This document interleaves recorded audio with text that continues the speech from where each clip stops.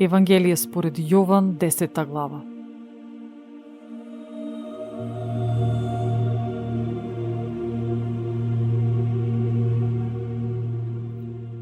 Вистина, вистина ви велам, кој не влегува низ вратата во овчето трло, а прескокнува од друга страна, крадец е и разбойник. А кој влегува низ вратата, пастир е на овците.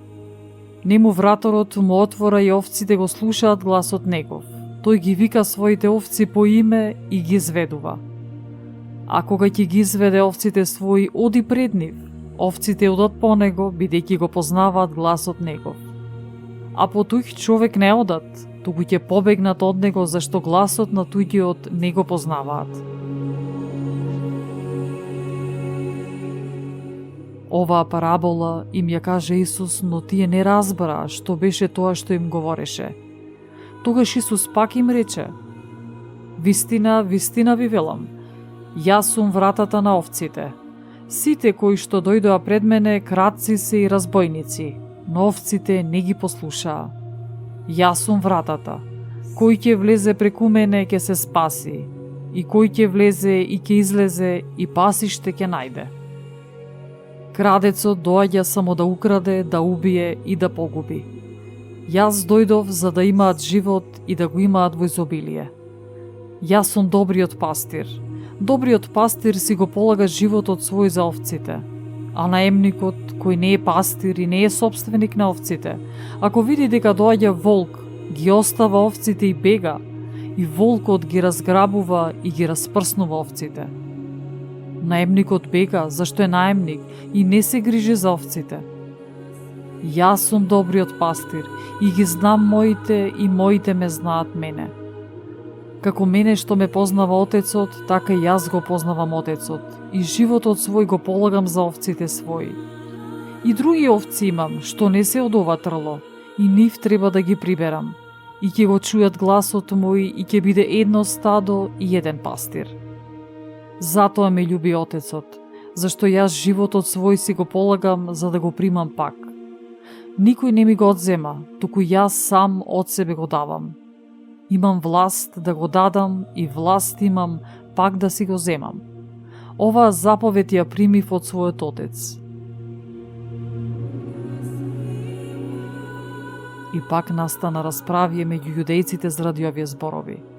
Мнозина од нив велеа: демон има и не е при себе. Зошто го слушате? Други велеа: ова не се зборови на бесомачен. Може ли демон на слеп да му отвори очи? А беше тогаш во Ерусалим празникот обновување на храмот и беше зима. Одеше Исус во храмот по тремот Соломонов, а јудејците го опколи и му рекоа: докога ќе ги мачиш нашите души? Ако си ти Христос, кажи ни отворено.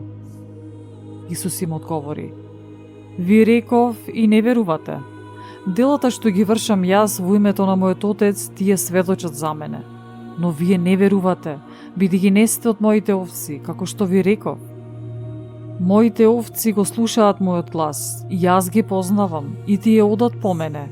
Јас им давам живот вечен и никогаш нема да загинат, и никој не ќе ги стргне од раката моја. Мојот Отец, што ми ги даде, е поголем од сите и никој не може да ги грабне од раката на мојот Отец. Јас и Отецот сме едно. А јудејците пак зедоа камења да го каменуваат. Исус им одговори: многу добри дела ви јавив од мојот Отец. За кое од тие дела фрлате камења на мене? Му одговорија јудејците велејќи: за добро дело камење не фрламе на тебе, туку за хулење, зашто ти, иако си човек, се правиш Бог. Исус им одговори: не е ли напишано во вашиот закон: јас реков, богови сте?